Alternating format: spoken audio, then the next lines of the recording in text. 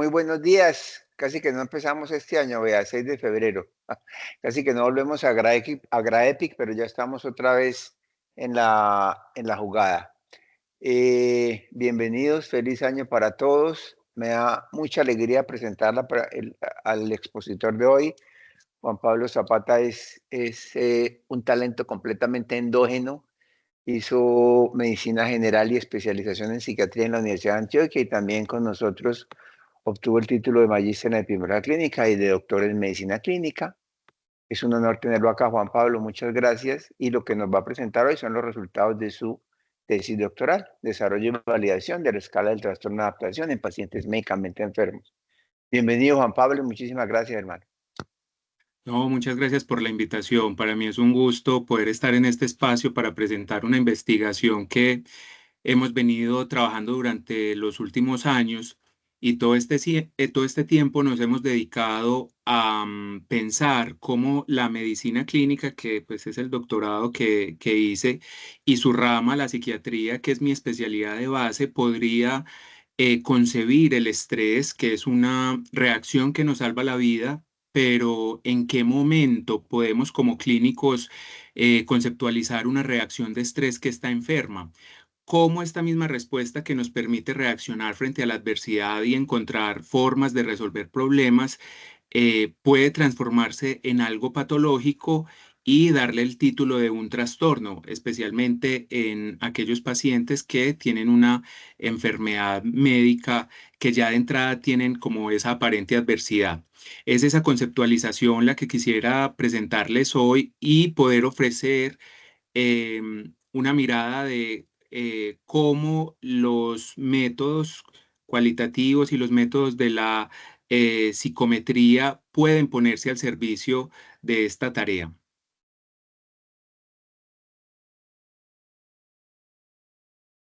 Entonces, dentro de los trastornos relacionados con el estrés, el trastorno de adaptación se ha definido clásicamente como una reacción afectiva y conductual de un individuo ante una situación que percibe como estresante y que constituye una respuesta maladaptativa por la afectación que tiene en su funcionamiento, aunque pueda ser una reacción limitada en el tiempo. En los sistemas de clasificación de enfermedades, el diagnóstico se basa en la relación de esos síntomas afectivos, la relación con ese estrés, con ese evento estresante, siempre y cuando no alcancen el umbral para otros trastornos. Parecería como si la característica distintiva del trastorno de adaptación fuera su relación con un evento estresante, pero la verdad es que la mayoría de trastornos mentales se relacionan con la ocurrencia de un evento estresante. Nos quedaría entonces el criterio de no llenar criterios diagnósticos para otros trastornos, por eso es que se han generado críticas a la fundamentación teórica del trastorno de adaptación y diversos autores lo consideran como un diagnóstico de descarte, un trastorno sin un modelo teórico subyacente o una categoría poco útil. No obstante, la experiencia que tenemos, tanto datos empíricos como en la práctica, nos demuestran que el trastorno de adaptación es importante, es la séptima categoría diagnóstica más utilizada por los psiquiatras y la octava en el caso de los psicólogos y puede llegar a ser hasta el 12% de los diagnósticos en servicios ambulatorios de psiquiatría y hasta el 18% de las remisiones en el hospital general. Y fue una de las más utilizadas durante la pandemia COVID-19 y de hecho es el diagnóstico más utilizado tras un intento suicida atendido en urgencias. De hecho, las personas que reciben esta etiqueta diagnóstica tienen una mortalidad por cualquier causa superior y específicamente por causas cardiovasculares, pero también por suicidio. Em, por esto es importante y de interés poder, para la medicina clínica, poder aclarar la fenomenología y fundamentar mejor el modelo que sustenta este trastorno. Esto es especialmente importante en pacientes médicamente enfermos. En psiquiatría solemos utilizar el médicamente enfermos para todas las condiciones que no son psiquiátricas, o también lo llamamos condición médica general. Y esto es importante en esta población porque los pacientes médicamente enfermos pueden presentar con gran frecuencia trastorno de adaptación. En hospitales generales la prevalencia puede ser hasta el 18%, y también se ha encontrado que la presencia o el diagnóstico de trastorno de adaptación implica un mayor consumo de recursos de salud en esta población.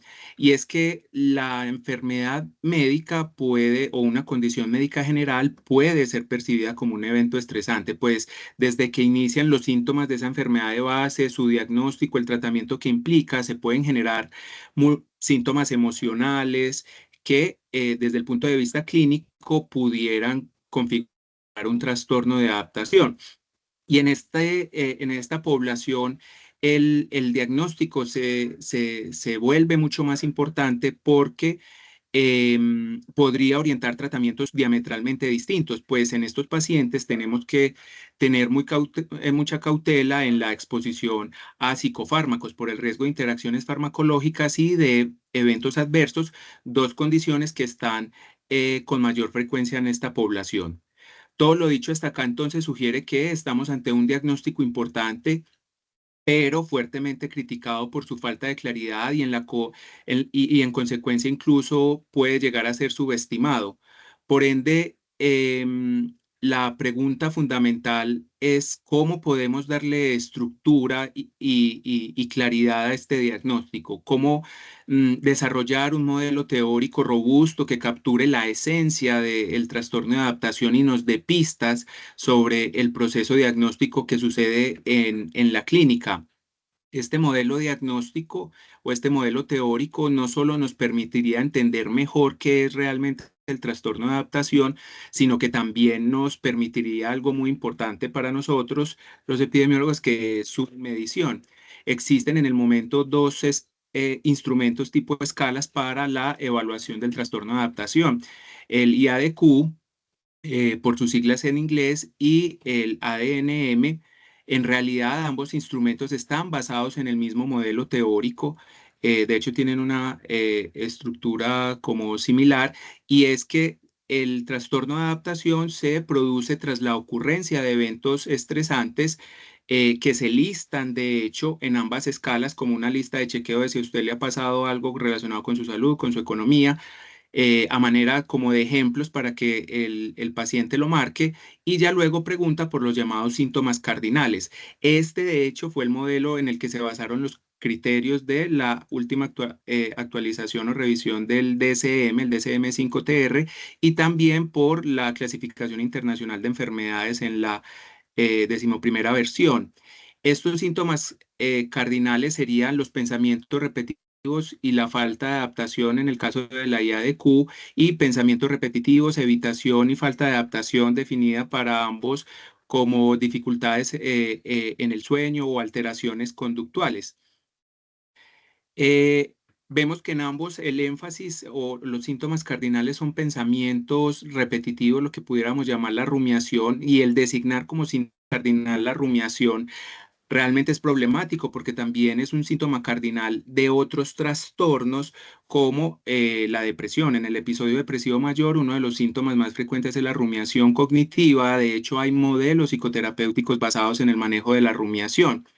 Adicionalmente, esta falta de especificidad, el cuestionario internacional no ha sido validado en población médicamente enfermos. El ADNM, por su parte, sí cuenta con validación en esta población, pero resulta sumamente criticable que en el estudio de validación eh, existía la comorbilidad entre el trastorno adaptativo definido por la escala y un episodio actual de depresión. De hecho, ambas, y lo otro es que no es específica el trastorno de adaptación en pacientes médicamente enfermos porque dejan de lado algunas manifestaciones que pudieran ser específicas del paciente médicamente enfermo, porque sabemos que en alguien que está cursando con este trastorno, abandona con mayor frecuencia su tratamiento, tiene mayor desinterés en continuar la terapia para su enfermedad de base, incluso deciden abandonar pues como sus actividades de autocuidado y no sería únicamente como la rumiación del pensamiento y la falta de sueño. Por tanto, no tenemos un instrumento que permita diagnosticar el trastorno de adaptación en pacientes médicamente enfermos, diferenciándolo de otros trastornos. Otros trastornos como cuáles les mencionaba el episodio depresivo o la depresión que algunos consideran como el principal diagnóstico diferencial eh, y de hecho, hay múltiples llamados de cómo se requiere mayor diferenciación, mayor investigación para diferenciar estos dos trastornos, especialmente por las implicaciones terapéuticas. Algunos autores han investigado esas características que pudieran ayudarnos y nos han reportado que, a diferencia de las personas que sí tienen depresión, los pacientes con un trastorno adaptativo tienen con mayor frecuencia personalidad, tienen con menor frecuencia rasgos de personalidad perfeccionista, tienen menores antecedentes de trastornos mentales y familiares también de otros trastornos mentales, se informan más comúnmente del insomnio de mantenimiento y de hecho hay estudios de mm, coherencia interhemisférica por electroencefalografía que muestran una coherencia interhemisférica diferente. Sin embargo, estas diferencias se basan en la frecuencia de distribución de variables en dos muestras independientes y en la práctica podrían ser poco útiles porque podrían estar presentes en mayor o menor medida ante un paciente que yo tenga al frente. Por eso, algunos autores han señalado que esa diferencia, a diferencia de esas características cuantitativas, nos tocaría echar mano de algunas diferencias más cualitativas. Así, en ambos trastornos tendríamos, por ejemplo, la tristeza, pero en el trastorno de adaptación sería una tristeza que oscila en el tiempo, mientras que en la depresión sería una tristeza más sostenida, la modulación del ánimo es menor. Además, existe una concordancia muy baja entre la evaluación de rutina, la que hace el psiquiatra en su día a día, versus una evaluación clínica estructurada. Cuando se comparan esos dos tipos de abordajes, pareciera que la evaluación de rutina favorecería el diagnóstico de trastorno de adaptación, mientras que si se hace esa evaluación estructurada, es decir, la aplicación estricta de criterios, se favorece el diagnóstico de depresión.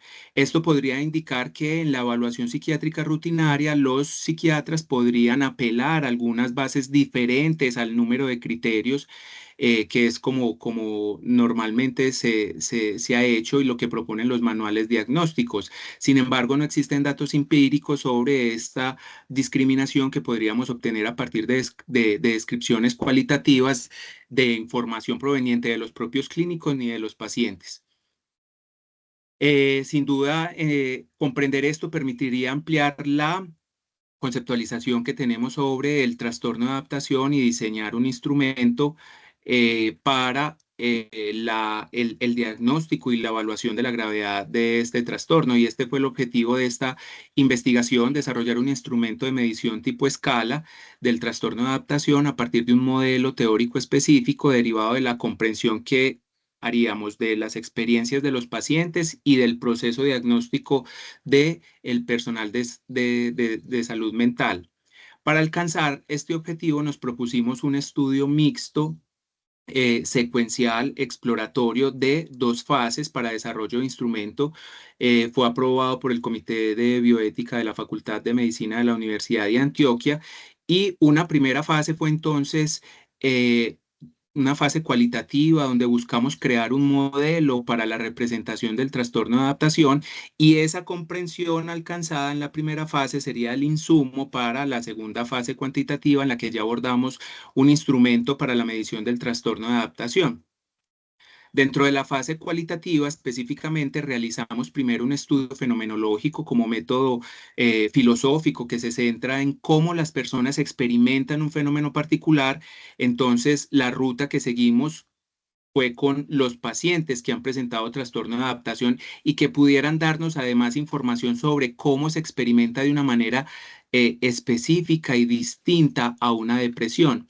Posteriormente realizamos un estudio con métodos de la teoría fundamentada para comprender el proceso diagnóstico del personal de salud mental sobre el trastorno de adaptación y cómo pudieran diferenciarlo en su día a día de un episodio depresivo.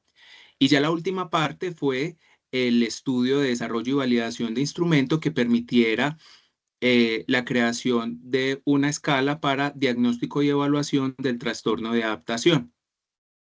Cuando hablamos del primer estudio, utilizamos un enfoque fenomenológico, específicamente uno descriptivo que tiene sus cimientos en Edmund Husserl, quien estableció como programa de la fenomenología el retorno a las cosas mismas, en este caso, la vivencia misma de los pacientes, que es el insumo con el que en últimas los psiquiatras y psicólogos hacemos los diagnósticos formales en la práctica.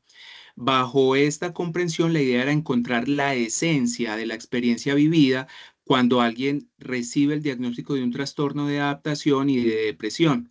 Dentro de los participantes, resalto que hicimos un muestreo con propósito con la ayuda de los psiquiatras y psicólogos de nuestro grupo, que en su práctica clínica, bien sea privada o institucional, tuvieran acceso a pacientes que hubieran presentado al menos 2 episodios en el transcurso de su vida, uno que hubiera recibido la etiqueta diagnóstica de trastorno de adaptación y otro que hubiera recibido la etiqueta de depresión.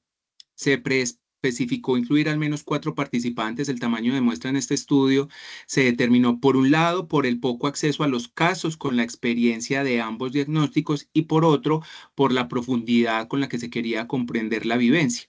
Para la recolección de la información realizamos entrevistas a profundidad, las cuales fueron grabadas y transcritas por el mismo entrevistador para permitir la familiarización con ellas. Para co-construir el relato de esas experiencias utilizamos la metodología de la historia de vida para la organización cronológica de la información. En la información biográfica se trató de ver cómo surgieron los síntomas, la presencia de los eventos estresantes y especialmente esa diferenciación que podría llegar a establecer el propio paciente. Yo hice las entrevistas y me presenté como un investigador externo a los clínicos tratantes para poder aprender de esa experiencia sin la verbalización de la hipótesis de que podrían haber diferencias entre ambos diagnósticos. De hecho, como forma de bracketing, o lo traducen algunos como parentización, o suspensión del juicio, se planteó hacerlo de forma directa a los participantes y mucho después de las entrevistas, porque fueron múltiples a cada individuo, se le hizo la pregunta sobre una afirmación, sobre que ambos diagnósticos en realidad corresponderían al mismo estado, al mismo diagnóstico, y registramos sus respuestas. Para el análisis se utilizó el método propuesto por Colazzi para la comprensión de las vivencias y llegar a la descripción de la esencia de ambos trastornos.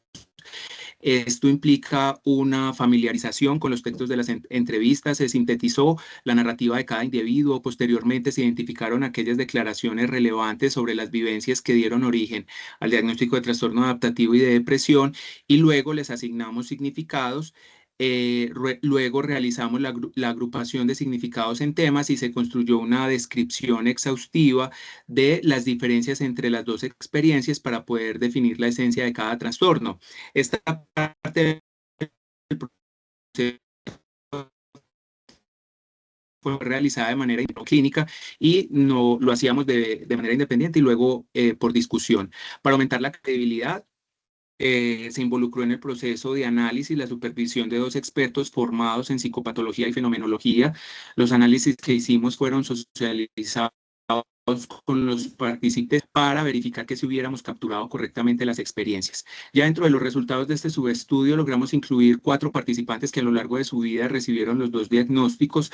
Todos eran profesionales, incluso con posgrado, y habían presentado inicialmente una depresión para la cual habían recibido tratamiento farmacológico y luego un episodio catalogado como un trastorno de adaptación tras eventos estresantes como dolor crónico, percepción de bullying, separación de pareja. Con más de 13 horas de entrevista, los participantes relataron que el trastorno de adaptación se sintió como una experiencia diferente por 7 aspectos fundamentales. El primero es la atribución. Aunque la depresión o el episodio depresivo pudo haber estado relacionado inicialmente con un evento estresante, los participantes coincidieron en que en algún punto el curso de los síntomas depresivos adquirieron una independencia de los sucesos, y la emoción se convierte en sí misma en un problema para el individuo. Ya no se trata de las consecuencias del problema, sino un problema interno, un problema en sí mismo o una enfermedad, como mencionaban algunos. Por el contrario, en el trastorno de adaptación hay una atribución hacia el evento desencadenante, lo cual se puede delimitar por ese inicio de síntomas tras la aparición del evento y la estrecha relación que se mantiene con él a lo largo del curso de los síntomas. Encuentran una relación causal con el evento estresante. La segunda diferencia tiene que ver con las temáticas de las cogniciones. El contenido del pensamiento durante una depresión adquiere un carácter mucho más existencial, de tal suerte que hay rumiación del pensamiento, pero dirigida hacia el sentido de la vida y preocupación por la vida misma. Es ese direccionamiento del pensamiento hacia todas las esferas de la vida que conduce a una devaluación propia de la vida que lleva al sujeto a construir una idea de muerte. Por su parte, en el trastorno de adaptación, la rumiación también existe, pero va dirigida al problema detonante, bien por recordar el suceso, bien por pensar en soluciones o por no poder ver soluciones. Siendo ese foco de preocupación el problema, la idea de muerte surge como respuesta o como solución a la emoción o al problema. El tercer aspecto diferenciador fue la variabilidad que tienen los síntomas. Es una de las características fundamentales que toman los síntomas en el curso del día a día. En la depresión los síntomas se describen como permanentes, con escasos o nulos momentos de emociones positivas, mientras que en el trastorno de adaptación los síntomas depresivos y también ansiosos tienden a tener variabilidad en el día con oscilaciones. El cuarto aspecto es la modulación del estado del ánimo. Encontramos que la capacidad de cambiar del estado emocional se encuentra comprometida en la depresión, en tanto que en el trastorno adaptativo el estado de ánimo puede variar con estrategias que propone el mismo individuo, le propone su medio y depende en gran medida de la presencia del estresor. Y esto denota que no hay una imposibilidad para sentir placer.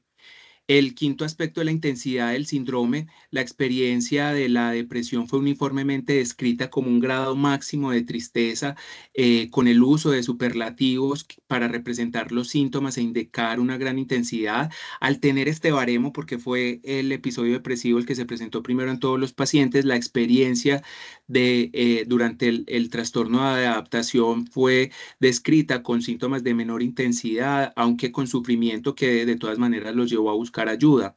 El sexto aspecto es la presencia de desesperanza. Uno de los síntomas que se repitió en los relatos fue que en la depresión se diluye la esperanza de vivir en un vivir distinto, mientras que el trastorno de adaptación existe la esperanza de superar ese evento detonante, que se termine el estresor es en sí mismo una esperanza que puede sentir el individuo. Y finalmente la percepción de la evolución, pues se percibe que la depresión tiene un curso más insidioso, con síntomas que van tendiendo al empeoramiento. En contraste, el trastorno de adaptación se percibe como una evolución más inmediata, muy dependiente del evento estresante. Así entonces, la esencia que encontramos del trastorno de adaptación y la depresión, por las declaraciones de los participantes, es que si hay una clara distinción en la experiencia subjetiva. No encontramos diferencias como tal en síntomas específicos, salvo por la desesperanza, sino que los síntomas difieren es por la forma en la que se presentan los síntomas. El síndrome depresivo de un episodio depresivo va apareciendo y se va instalando en todas las esferas de un individuo al punto que se altera la experiencia de ser humano. Así como el episodio depresivo es así como el episodio depresivo se puede describir como un estado intenso y progresivo de apagamiento generalizado de la vida misma del sujeto, que llega a extinguir la esperanza de continuarla.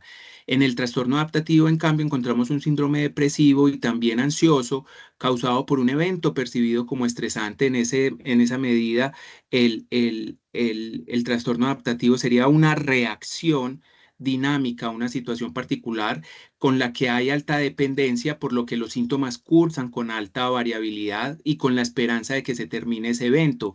Estos hallazgos pueden ponerse en la perspectiva fenomenológica de Fernández, un psicopatólogo, en el sentido que la depresión configuraría una alteración en la estructura existencial al punto que lleva a a la degradación del ser, mientras que el trastorno adaptativo sería una alteración en el modo particular de vivir. Para profundizar, pues, este estudio, dejo el artículo publicado en la revista Frontiers que se tituló con una frase de una paciente: estaba muy triste, pero no deprimida. De hecho, muchas de las frases y esta conceptualización fueron insumo para el desarrollo de la escala. Pasando al segundo estudio, decidimos escuchar a los clínicos, quisimos comprender cómo en su práctica clínica los psiquiatras y psicólogos diferencian y llegan al diagnóstico de trastorno adaptativo. Para eso llevamos un estudio con técnicas de teoría fundamentada desde una visión constructivista, específicamente la de Charmas.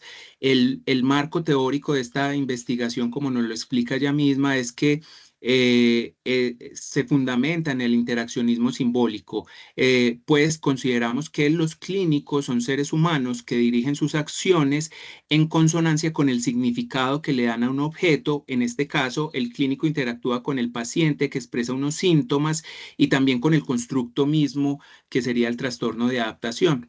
Dentro de los Dentro de los participantes, se planteó a priori incluir al menos 20 psiquiatras y psicólogos clínicos con al menos 4 años de experiencia en la atención de pacientes. Para la recolección de datos, realizamos entrevistas semiestructuradas individuales que fueron grabadas y luego se transcribieron literalmente a documentos. Nos basamos en un guión de entrevista que consistió en 46 preguntas abiertas que exploraban el proceso diagnóstico personal del trastorno de adaptación, la depresión y la diferenciación que podría haber entre ambos diagnósticos. Este guión fue sometido a una prueba piloto con los primeros 5 clínicos para definir ajustes. Durante la entrevista tomábamos notas de campo, las cuales también fueron incluidas dentro del análisis. En este punto hicimos un proceso de codificación inicial en el que 2 investigadores realizaban la codificación línea por línea de forma independiente. Posteriormente se reunieron semanalmente para discutir los códigos que habían identificado individualmente y se realizó triangulación de investigadores. Luego se realizó un proceso de codificación focalizada en el que se agruparon esos códigos en categorías descriptivas incipientes que luego fuimos agrupando en categorías analíticas que explicaran el proceso de razonamiento de los profesionales. Abunda la literatura sobre cómo los aportes de la investigación cualitativa, específicamente teoría fundamentada, puede dar luces sobre el proceso de razonamiento en general en la clínica, pues no solo en medicina, sino también en terapeutas respiratorios, en enfermería, en fin. Con base en esto identificamos el fenómeno del razonamiento y el contexto en el que se daban las causas, las interacciones y las consecuencias de ese razonamiento dentro de una matriz paradigmática. Como forma de member checking, que es uno de los criterios para la credibilidad de investigaciones cualitativas, se realizó un grupo focal con los mismos entrevistados para presentarles los resultados. Una parte muy importante es la reflexividad de ese proceso de ser más conscientes de nuestro papel como investigadores. Aceptamos que es un tema complejo y que de todas maneras nosotros somos clínicos, que puede tocar nuestras propias opiniones. Cuando contactamos a los participantes nos presentamos como personas interesadas en aprender y no en juzgar, no cohibimos ninguna postura. Ya dentro de los resultados entrevistamos en total a 20 clínicos, 8 psicólogos, muchos con especialización y maestría. Participaron también 12 psiquiatras con 6 a 35 años de experiencias, y a partir de 507 códigos iniciales comprendimos el razonamiento clínico de los profesionales en 4 grandes categorías. La primera es que Existe una dificultad para abordar la vivencia de eventos traumáticos. En la práctica clínica de los profesionales se produce con mucha frecuencia el contacto con pacientes que están viviendo un evento estresante, pero a pesar de ser tan frecuente, la comprensión de esa experiencia resulta muy difícil. Por un lado, durante la evaluación de los pacientes siempre surge la preocupación acerca de la normalidad y la búsqueda de la proporcionalidad de la reacción, porque no existen parámetros para ello. ¿Quién tiene un proporciómetro? Nos decía uno de los psiquiatras. Por otro lado, existe el cuidado de no incurrir en la patologización de esa vivencia, de la adversidad, la prescripción de una única manera de vivir. Y para solventar esto, entonces los psiquiatras y psicólogos utilizan un enfoque ideográfico, explorando la historia de vida del individuo para entender cómo maneja previamente situaciones estresantes, el impacto de los estresantes actuales, la percepción que tiene de eso y así la proporcionalidad de la respuesta, que es uno de los criterios para saber si algo es anormal o anormal o trastorno o no trastorno, se evalúa sobre bases intraindividuales. Esto es importante y lo exportamos directamente a un ítem de la escala. Esto implica un razonamiento intersubjetivo donde el profesional, atravesado por su propia historia, construye otra historia de vida de un otro para entender cómo vive y ha vivido un evento estresante, y esto requiere tiempo y escucha. La segunda categoría fue que los diagnósticos psiquiátricos son primordiales, pero no son asuntos apodícticos. Los clínicos buscan comprender la experiencia del paciente y aunque no sea el fin último, sí terminan asignando una categoría diagnóstica para facilitar el proceso de comunicación, para facilitar la navegación a lo largo del sistema de salud. Durante la entrevista, los signos y síntomas sí se resumen en una etiqueta diagnóstica que no reemplaza la comprensión de la vivencia del paciente. Y nos advierten que en la práctica clínica la designación de una categoría diagnóstica no implica su reconocimiento como una clase natural o un asunto apodíctico, pues no existe en la actualidad un método infalible para determinar la presencia o ausencia. En realidad, los diagnósticos son constructos u objetos abstractos que resumen la vivencia de una persona y su elección depende de las consecuencias esperadas de asignar esa etiqueta. Entonces, aunque puede haber una fisiopatología común, una comunalidad, no hay certeza absoluta sobre las causas últimas subyacentes y por eso el juicio a la hora de asignar una etiqueta diagnóstica se basa en el razonamiento consecuencial, es decir, qué recursos necesito poner a disposición para ayudar al paciente con esta etiqueta o qué debería suceder después de asignar esta etiqueta diagnóstica. La tercera categoría fue que el trastorno adaptativo es una categoría diagnóstica útil y necesaria en la práctica. Los participantes describen o perciben que el uso de una etiqueta diagnóstica como el trastorno de adaptación es demasiado frecuente y con ella lo que buscan es describir un síndrome depresivo y ansioso que presenta una persona como reacción a un acontecimiento percibido como estresante. Como decía el doctor Carlos Yepes, de aquí sacamos como esa lista de mercado para em, que para los psiquiatras y psicólogos son las manifestaciones claves del trastorno de adaptación. El trastorno de adaptación es un diagnóstico que exige pensar directamente en la interacción que está teniendo el paciente con ese acontecimiento que percibe como estresante. El énfasis está en los eventos estresantes y su afrontamiento, su reacción. Por ende, esto demanda una evaluación clínica minuciosa de la historia de vida para poder tener ese conocimiento intersubjetivo.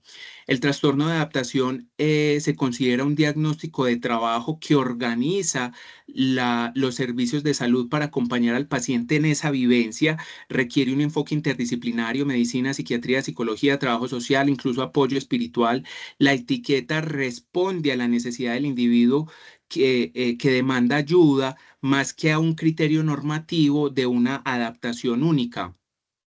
El uso de psicofármacos en el trastorno de adaptación se limita principalmente a aliviar los síntomas como el insomnio, ya que lo que se prioriza es esa interacción, el afrontamiento de la vivencia y por ende esta etiqueta protege frente a la medicalización o el uso indiscriminado de antidepresivos. Sin embargo, cuando no se tiene la certeza de poder hacer seguimiento al paciente, de poder tener ese manejo interdisciplinario, eh, especialmente en presencia de riesgo suicida, los médicos pueden terminar prescribiendo antidepresivos. La cuarta categoría es el sobrediagnóstico de depresión en la práctica. Aquí utilizamos un código in vivo que es depresión o no es nada. Diferenciar el trastorno de adaptación de una depresión es crucial, aunque sus límites pueden ser difusos. Si los síntomas depresivos se asocian con un evento estresante, se prefiere diagnosticar trastorno de adaptación. Incluso en la práctica, lo que vimos es que a pesar de que todos los criterios de la CIE-10, del DSM estén presentes en un paciente, que los síntomas se asocian causalmente o se construyen la causalidad con el paciente, se prefiere el diagnóstico de trastorno adaptativo, muy contrario a lo que proponen los manuales. Aunque sí hay, de hecho, cuando fuimos a cómo es ese proceso de diferenciación de los clínicos, puede haber una superposición sintomática, pero bajo una lógica apodíctica, pero las consecuencias de asignar cada etiqueta son distintas y en la práctica lo que se ve es que si esos síntomas claramente inician con el evento estresante, hay variabilidad durante el día, ese es el mejor escenario en el que los clínicos asignan la etiqueta de trastorno de adaptación. En tanto que si no está clara esa relación con el evento, con un evento estresante, los síntomas tienden a ser poco maleables, como decía alguna de las psiquiatras, tienden a ser más persistentes, a empeorar, a no estar relacionados con ese evento desencadenante, con ausencia de variabilidad. Ese es el mejor escenario para el episodio depresivo. Y los clínicos consideraron un asunto distinto, y es que el trastorno de adaptación sí puede llevar a un episodio depresivo. Puede ocurrir una transición donde inicialmente los síntomas están muy relacionados con el evento estresante, pero llega un punto donde esos síntomas adquieren independencia, y ese sería el escenario de una transición de un episodio, de un trastorno de adaptación a un episodio depresivo. En el ámbito clínico se percibe un sobrediagnóstico de la depresión que lleva a una prescripción excesiva de antidepresivos, lo cual está en relación con la literatura en países como el nuestro, donde hay una sobreprescripción de antidepresivos. Algo muy interesante es que se cambia la etiqueta de trastorno de adaptación por depresión con el potencial uso de antidepresivos como una conducta de seguridad de los clínicos cuando no hay garantía de seguimiento, cuando no hay ese manejo interdisciplinario. Entonces, dentro de nuestra matriz paradigmática, decimos que se utiliza un enfoque ideográfico y un razonamiento intersubjetivo y consecuencial para asignar esa etiqueta de trastorno de adaptación, muy claro cuando son síntomas depresivos y ansiosos reactivos a un evento estresante, pero parece que existen algunas presiones que tienden a favorecer el diagnóstico de depresión, posiblemente por profesionales poco entrenados o cuando no hay tiempo para hacer esa construcción que les mencionaba, cuando no hay garantía de la seguridad. Posiblemente el clínico, al interactuar con un sistema de salud y con el paciente, toma como conducta de seguridad, hace el diagnóstico de depresión y mandar un antidepresivo, posiblemente en un contexto de mercantilización, de intolerancia a la adversidad, donde se exige cada vez a los psiquiatras y psicólogos dentro del Hospital General resolver rápidamente los problemas, donde hay una intolerancia al llanto en la medicina en general. La consecuencia de eso es el sobreuso de antidepresivos, lo cual puede ser muy conveniente para la industria farmacéutica, y que terminemos haciendo la psicologización o el llamado estresismo, y es que terminamos diciendo que es que el paciente está enfermo cuando tenemos unos eventos estresantes estructurales como la pobreza muy difíciles de combatir. Para profundizar en estos hallazgos, pues tenemos este segundo artículo publicado en la Revista Europea de Psicotraumatología. Y hasta aquí entonces tendríamos cómo nosotros comprendimos el trastorno de adaptación, esa conceptualización que desarrollamos, un paso para el desarrollo y validación de un instrumento que también hicimos por fases. En la primera fase, lo que buscábamos era el desarrollo de los ítems. Lo primero que hicimos fue conformar un grupo desarrollador de la escala, un grupo desarrollado por psiquiatras, epidemiólogos o psicóloga clínica, una psiquiatra de enlace con maestría en epidemiología, un psicólogo experto en psicometría y una paciente como representante de los pacientes. Para la definición operativa del constructo, cogimos esa comprensión de qué es el trastorno de adaptación a partir de su esencia y a partir de cómo la ven los psiquiatras y psicólogos en su práctica, y construimos una definición operativa con los dominios conceptuales que componen el trastorno de adaptación. A partir de esa conceptualización hicimos una lluvia de ideas de ítems que sacamos, por un lado, de esa definición operativa y el grupo desarrollador, pero también, como les mencionaba en la fase de fenomenología, también tratando de sacar em, frases dichas por los pacientes y también de la lista de mercado de los clínicos. Adicionalmente, con esa definición operativa que desarrolló el grupo desarrollador, nos fuimos a realizar entrevistas a profundidad a 7 pacientes como un insumo empírico para la construcción de ítems desde la población blanco. Es decir, con esa definición nos fuimos a preguntarle a pacientes sobre el proceso de adaptación a una enfermedad. ¿Usted cómo cree que podemos preguntar esto? ¿Cómo cree que podemos preguntar tal otro?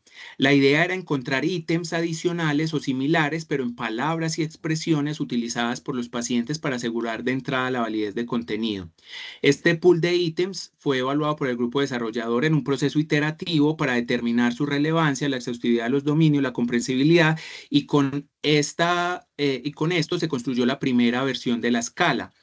Ya en la fase 2, que es el desarrollo de la escala como tal, con esa primera versión aprobada por el grupo desarrollador, la sometimos a un proceso de evaluación por los pacientes para recolectar evidencia de la validez de contenido. Para eso hicimos entrevistas cognitivas para determinar la comprensión de cada ítem. Se incluyeron inicialmente 7 participantes a quienes se le presentó cada uno de los ítems, se le dio la instrucción de pensar en voz alta para hacer explícito el razonamiento al responder. Hicimos sondeos verbales para evaluar esa comprensibilidad, la exhaustividad de los ítems, pero también la aceptabilidad que tienen las preguntas y la ausencia de discriminación, que es esa dimensión ética de la psicometría. Las entrevistas cognitivas fueron grabadas y transcritas y analizadas línea por línea de manera independiente por 2 psiquiatras, quienes posteriormente se reunieron para discutir la comprensibilidad evidenciada. Si se modificaba un ítem, se debía volver a pasar a nueva evaluación por un nuevo grupo de 7 pacientes distintos. Esto fue un proceso iterativo de entrevistas cognitivas, cambios en la redacción o eliminación de ítems por no ser comprensibles o relevantes, volver a hacer la entrevista cognitiva, volver a modificar los ítems, volver a entrevista cognitiva. Hicimos varias rondas de esto. Tras la evaluación de la validez del contenido por parte de los pacientes, se llegó a una versión preliminar de la escala, la cual fue sometida a evaluación por expertos clínicos. Incluimos a 12 psiquiatras y psicólogos y calculamos índices de validez de contenido. Solo después de eso fue que se aprobó la escala. Con esa versión final hicimos una prueba piloto en 20 pacientes médicamente enfermos para ver cómo cómo funcionaba la escala, y la última fase fue ya la evaluación de las propiedades psicométricas. Incluimos adultos colombianos con enfermedad médica de cualquier escolaridad que fueran atendidos en el Hospital Alma Mater o en el Hospital San Vicente en servicios distintos a UCE y UCI. Tanto en consulta externa también hicimos la evaluación desde la teoría clásica y también desde la teoría de respuesta al ítem. En teoría clásica evaluamos la validez estructural, consistencia interna, confiabilidad, la validez de criterio y de constructo convergente, y bajo teoría de respuesta al ítem utilizamos un modelo de crédito parcial, dado que pensábamos, pues de entrada los ítems se propuso inicialmente porque iban a ser politómicos. Como resultados de este subestudio tenemos la definición operativa de el trastorno adaptativo como un síndrome depresivo ansioso atribuido a un evento estresante, considerado desproporcionado por el paciente y que está en la misma jerarquía de la depresión. No es un diagnóstico de descarte, como titulamos el segundo artículo, y nos explica mejor por otras causas. A partir de esto, hicimos un pool de 64 ítems que después de la evaluación por el grupo desarrollador dio origen a la primera versión de 31 ítems.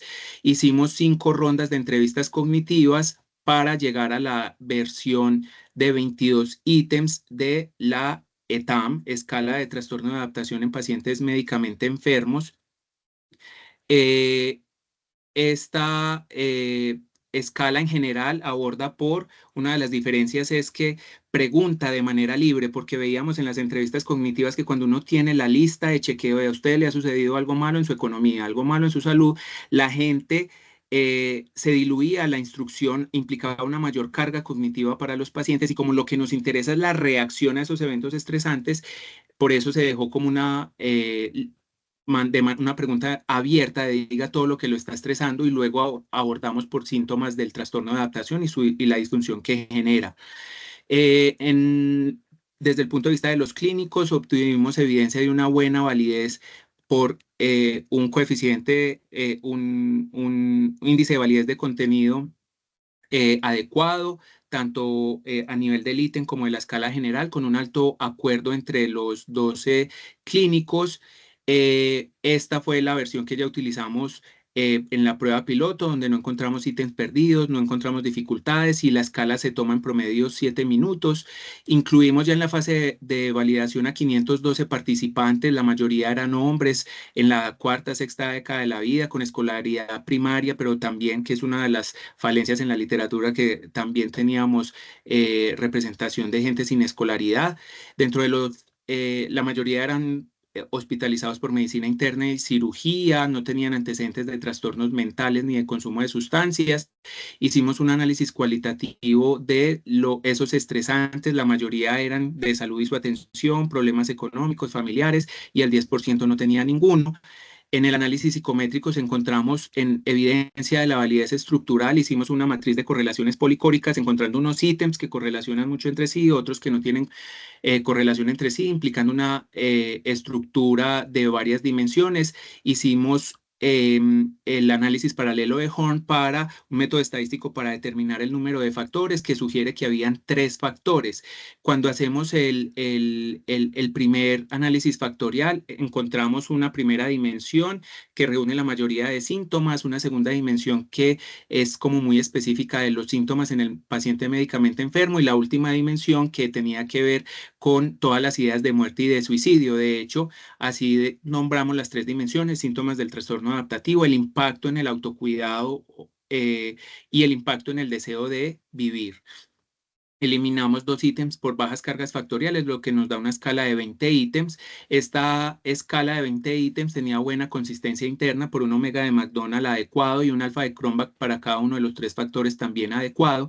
Dentro de la confiabilidad TRTs, nosotros aplicamos el instrumento un primer día y al día cuarto se volvió a aplicar. Como el trastorno adaptativo es altamente variable, utilizamos una ancla externa que era la escala de impresión global, llenada tanto por el paciente por el clínico, como para asegurarnos que los pacientes estaban igual.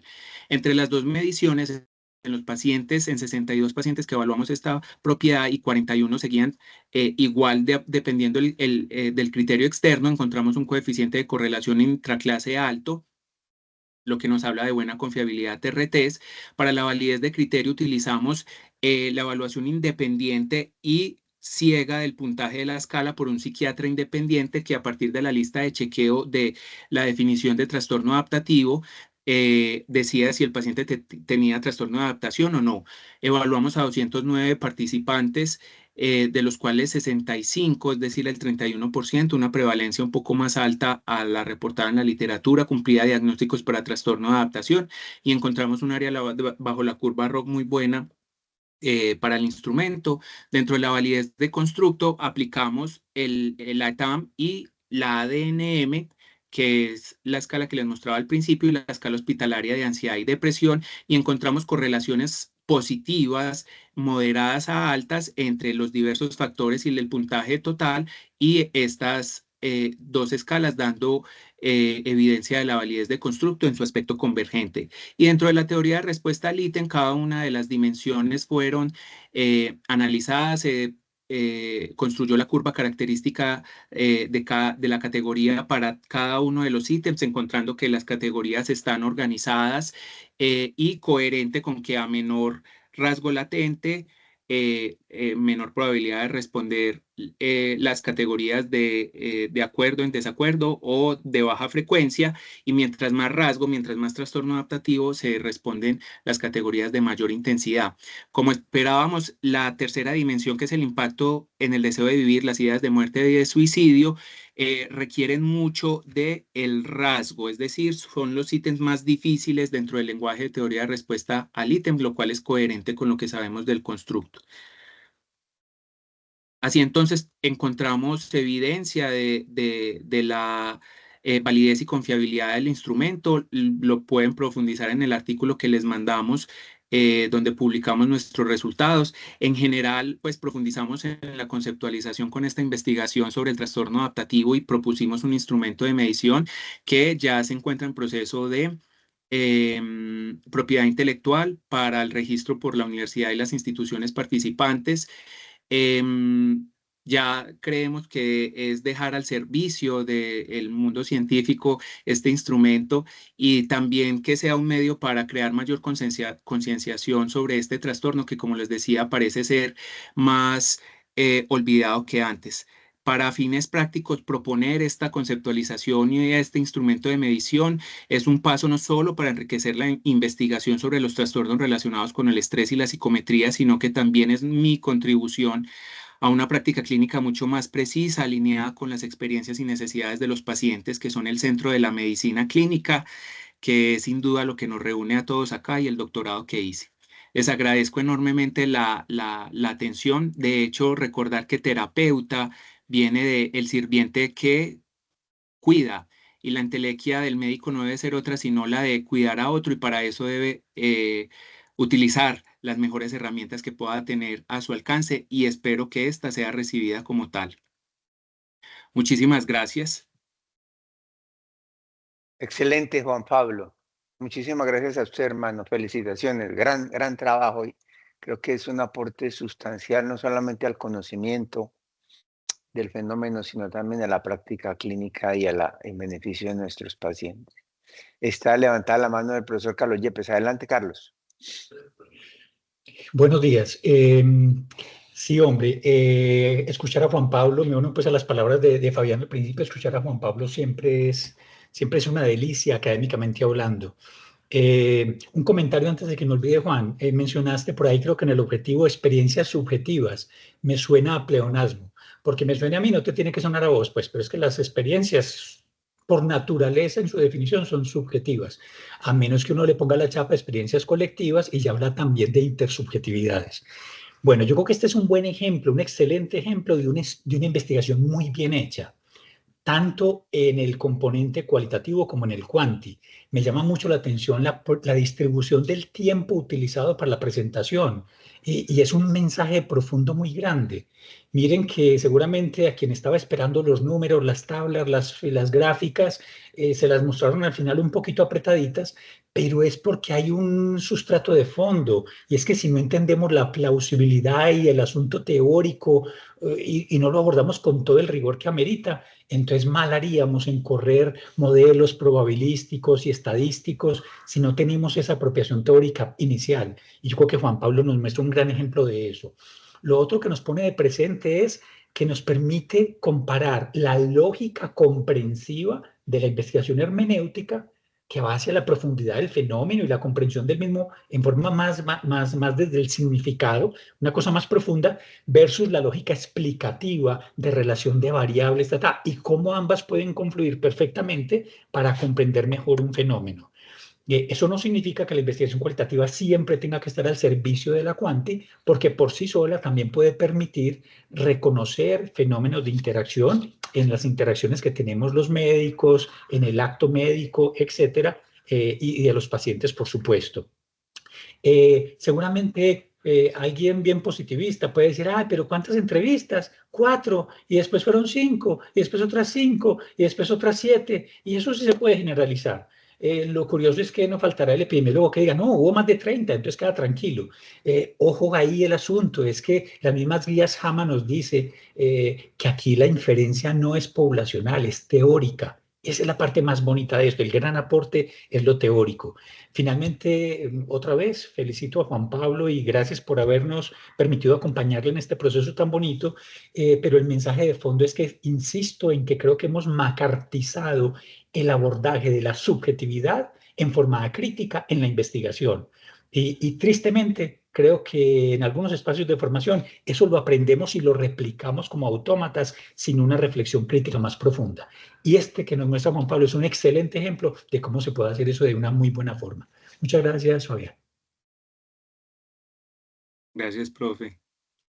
A usted, hermanito. Bueno, muy bien. ¿Quién más? Tenemos unos minutos de participación, de aportes, de preguntas a Juan Pablo. ¿Quién más tiene? No. Mientras se animan, yo quería preguntarle, Juan, dos cositas. La primera, muy en antecedentes de investigación, porque la experiencia o el discurso fenomenológico, no solamente de Husserl, sino de muchos de sus hijos, reconocidos o no reconocidos, se ha aproximado mucho a los problemas médicos. Hay muchísimas, es muy llamativo el análisis fenomenológico que se hace de la disnea o de muchos síntomas no necesariamente relacionados con la salud mental. Entonces, presente en ese punto de los pacientes iniciales que se entrevistaron, me gustaría saber si encontró literatura similar en otros contextos, porque yo creo que cuando usted hizo la propuesta inicialmente, yo le comentaba que sentía que el asunto de la ansiedad, o mejor, de las respuestas adaptativas también dependen mucho del entorno en el que estamos. Yo siempre he pensado cómo entendía el mundo un ciudadano europeo que nació a principios de siglo y que si llegó vivo a los 60 se chupó 2 guerras mundiales, una pandemia por influenza. Entonces, si recogió algunas experiencias, encontró literatura de una aproximación similar a pacientes que hayan experimentado las dos condiciones, pero en otro contexto cultural o social. Y la segunda pregunta es algo con lo que yo siempre he tenido mucha dificultad, Juan, como médico tratante en muchos contextos y también como paciente, es con el concepto de la ansiedad. Y siempre nos lo ponen en el paquete pegado, depresión, ansiedad y los medicamentos para el control de presión, ansiedad, y este es más ansiolítico que depresivo, pero siento que hay una dificultad sustancial, o por lo menos la he experimentado yo como ser humano y como paciente, en entender, definir y ser capaz de decir. Yo le pregunto a la gente, hay gente que me dice, sí, yo siento una cosa en el pecho. Otros, no, yo siento que eso es lo mismo que la depresión. Yo personalmente no sé decirle si he estado, yo presumo que estaba ansioso, pero no sabría decir cómo ese constructo de ansiedad realmente tiene expresiones clínicas y sobre todo cómo se ve en el desarrollo de su investigación. Gracias, hermano. Bueno, con respecto a antecedentes, la verdad es que fue difícil. Digamos que un abordaje fenomenológico lo tenemos en depresión y la fenomenología, la experiencia vivida, a veces estoy de acuerdo que es un pleonasmo la experiencia subjetiva, pero es un pleonasmo que se utiliza con frecuencia en la literatura. Digamos que sí hay muchos ejemplos y muchas publicaciones sobre la fenomenología o la esencia de la depresión, que nosotros encontramos algo parecido. La comparación o la determinación de la esencia del trastorno adaptativo realmente no la encontramos. Y es de los grandes fenomenólogos que encontramos esa categoría de alteración de la vida per se y una alteración en el modo de vivir, que para nosotros esa es el trastorno adaptativo y esta es la depresión. Sin duda, la interpretación que haría cualquier individuo de algo que le suceda va a estar atravesado por su historia, que es parte de lo que salió, pues, y confirmamos.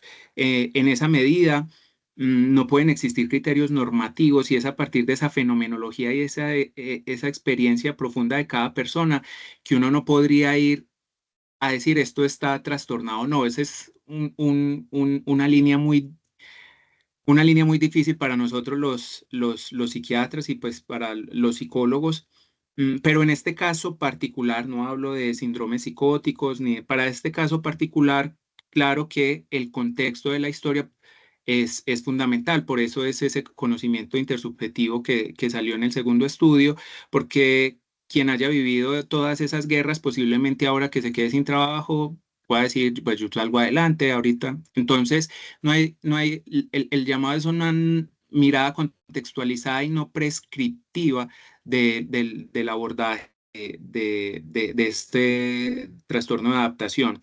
Entonces, en investigación fenomenológica sí nos parecemos mucho nuestros hallazgos a la vivencia de la depresión, ese apagamiento. Pareciera ser una experiencia muy universal, como decían algunos.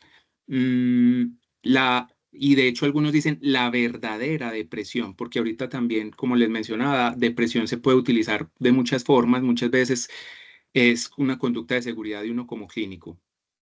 Y con respecto a la segunda pregunta, digamos que existe una realidad, la gente simplemente está experimentando lo que su cuerpo, su mente, y eso que esa división tan artificial es para nosotros como evaluadores o escuchadores de esa experiencia. Entonces hay gente que te empieza a decir, es que siento aquí, siento acá. Eh, Nosotros como observadores hemos designado aquello donde esa preocupación, sistema de alarma, muy relacionado con la emoción del miedo y relacionados, me preocupa el miedo, le llamamos el cortejo de la ansiedad, mientras que esa vivencia de apagamiento, tristeza, sería como el núcleo de la depresión. También de manera artificial hemos empezado a separar, pero hay muchos modelos teóricos que nos dicen que estas dos cosas van juntas. Por un lado, por múltiples vías. Para uno como observador externo y quien guía, por ejemplo, la psicoterapia, sí es muy importante discriminar porque puede ser que la ansiedad bajonee, es decir, lleve a depresión. También la misma depresión da ansiedad. Muchos en la fenomenología, en el estudio fenomenológico, quedan con ese miedo a que vuelva a dar la depresión. Entonces son síntomas, son experiencias que la gente tiene muchas veces en conjunto, pero uno como evaluador externo hemos convenido a aprender a nombrarlas y etiquetarlas de dos núcleos distintos en nuestra escala. La ansiedad está manifestada por la preocupación, la rumiación y el sentirse con miedo como tal, y el núcleo depresivo con esa tristeza, el llanto, la misma rumiación, que son fenómenos realmente conjuntos de las dos vías. Entonces, a veces la diferenciación plena de dos núcleos psicopatológicos, siguiendo la lógica que intenté vender hoy, tiene consecuencias distintas en la terapia. Para mí es informativo los dos núcleos, pero muchas veces la experiencia de la gente es única. Es uno como observador que empieza a partir. Es como el ejercicio de cuando un modelo es diagnóstico, pronóstico, que a veces es por el uso que le vamos a dar a la herramienta, en quién se la vaya a aplicar, que empieza uno a encontrarle más sentido, pero a veces los fenómenos simplemente están ahí para indicar que algo está presente o ausente o algo va a suceder en el tiempo futuro. Es la mirada del evaluador externo y la utilidad que tenga para él esa diferenciación de los núcleos, uno de apagamiento y tristeza y otro de más relacionado con el miedo, que sería el núcleo de ansiedad. No sé, profe, si ahí está. Sí, muy bacano. Muy bien, bueno, hermanito, muchísimas gracias, Juan Pablo. Hombre, felicitaciones otra vez. Yo creo que es un trabajo que indudablemente valió la pena. Valió la pena el esfuerzo, el tiempo, los años. El producto final tiene todos los méritos del mundo, no solamente por el ejercicio académico, científico y personal investigativo, sino realmente por la utilidad que esto puede tener en la clínica. Fantástico, hombre. Felicitaciones, hermano. Muy agradecido, profe. Muchas gracias, profe. Bueno, mis amigos, nos pasamos un ratico, pero creo que valió la pena. Muchísimas gracias por la asistencia, por la participación y nos vemos el próximo jueves a las 7 de la mañana. Feliz resto de semana.